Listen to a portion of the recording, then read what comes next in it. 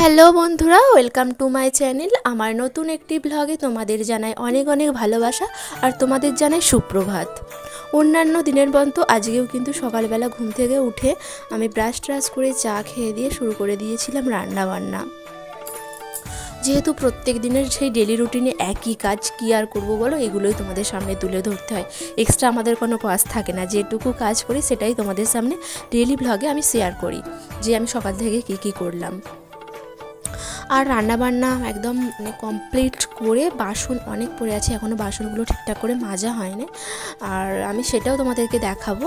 আর আজকে রান্না, আমাদের সকালবেলার রান্না করেছিলাম যেটা আজকে হয়েছিল, যে পার্শে মাছ দিয়ে পার্শে মাছের একটু ঝাল করেছিলাম, আর ছিল বরবটি, উচ্ছে, আলু ও চিংড়ি মাছ দিয়েছিল একটা চচ্চড়ি।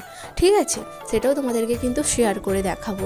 আর দেখো, এতটাই আমি কাজের মধ্যে ব্যস্ত ছিলাম যে ওই বিনুনি করা অবস্থায় না আমি স্নান করে নিয়েছিলাম। বিনুনিটা খোলার মতনও আমার কাছে সময় ছিল না। এখন কিন্তু আমি একদম স্নান টান করে এসে বিনুনিটা খুলে নিচ্ছি। দেখো, আজকের ব্লগটা তোমাদের দেখতে কিন্তু খুব ভালো লাগবে। ব্লগটা কেউ স্কিপ করবে না, দয়া করে বলছি।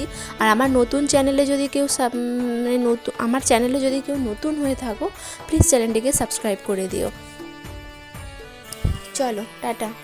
আর দেখো, তোমাদেরকে বলছিলাম না এক গাদা বাসন পড়ে রয়েছে, দেখো খালি বেসিন ভর্তি একদম বাসন পড়ে রয়েছে। আর গ্যাসের র্যাকটা কিন্তু কিছুই মাজা হয়েছিল না।